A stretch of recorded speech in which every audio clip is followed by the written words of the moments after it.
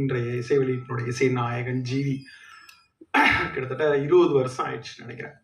2006 ஒரு சின்ன பையனாக நான் பார்த்தப்ப எனக்கு 20 வருஷம் கடந்து ஒரு மியூசிக் டைரக்டராக, டாப் மியூசிக் டைரக்டராக இருக்கிறப்பது ரொம்ப சந்தோஷமாக இருக்குது. என்னோடய ஃபைண்டிங்கில், என்னுடைய சக்ஸஸில் ஐ திங்க் ஜிவி நான் மீட் பண்ண டே இஸ் மை ஃபேண்டாஸ்டிக் டே அப்படின்னு நான் நினைக்கிறேன். என்ன கான்ஃபிடென்ட் நான் ஜிவிட்ட பார்த்தேன், அந்த கான்ஃபிடென்ட் இன்னைக்கு போல. பட் என்ன கேரக்டர், என்ன ஹியூமனிட்டி, இன்னமும் நான் வியந்துக்கிட்டே இருக்கிறேன். இவ்வளோ மெச்சூரிட்டி எனக்கு 16 வயசுலையும் இல்லை, 36 வயசுலையும் இல்லை, இந்த வயசுலையும் இல்லை. ஆனால் இவ்வளோ மெச்சூரிட்டியாக ஜிவி இருக்கிறது ரொம்ப சந்தோஷமாக இருக்குது.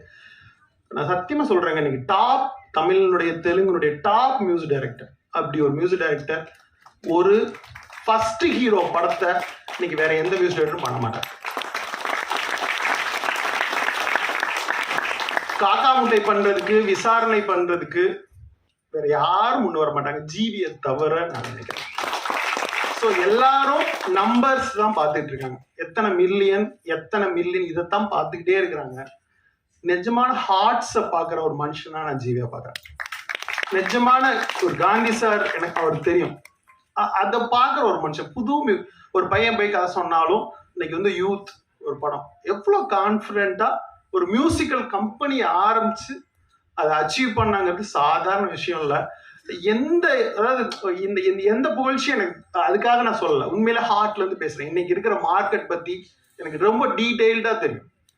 ஸோ டீடைலா குகன் சார் சொன்னாங்க, இந்த இடத்துல ஜிவி இந்த படம் பண்ணதுக்கு ஸோ ரொம்ப பெரிய மனசு வேணும். Super GV, super.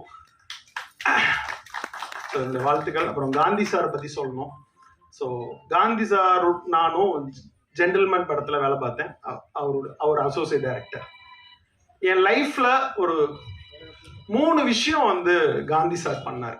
எல்லாரும் கேள்விப்பட்டிருப்பீங்க, அக்கா வளர்த்த பையன் அப்படின்னு வீட்டில் சொல்லுவாங்க. அம்மா இல்லாத வீட்டில் அக்கா வளர்த்த பையன் அப்படின்ட்டு. ஒரு படத்தில் வேலை செய்யறப்ப அசோசியேட் டைரக்டர் சில அசிஸ்டன்ட் டைரக்டர் வளர்த்து எடுப்பாங்க. அப்படி காந்தி சார் என்னை ஜென்டில்மேன் படத்தில் வளர்த்து எடுத்தாரு. கிட்டத்தட்ட ஜென்டில்மேன் என்னுடைய முதல் படம். ஒரு சின்ன பையன், அப்பதான் டிகிரி முடிச்சுட்டு அந்த படத்துல வேலை செய்ய வந்திருக்கேன். சினிமானா என்னன்னு தெரியாது, ஷூட்டிங்னா என்னன்னு தெரியாது. அவர் காஸ்டியூம் பார்த்துட்டு இருக்காரு, நான் இந்த அசிஸ்டன்ட் பாக்ஸை சுமந்துட்டு அலையணும். 4:30 மணிக்கு கோடம்பாக்கத்துல ஜென்டில்மேன் ஆஃபீஸ்ல நான் இருந்தாதான் பெட்ஃபோர்ட்ல எனக்கு ஷூட்டிங் லொகேஷன் 6:30 மணிக்கு கொண்டு போய் விட்டுருவாங்க.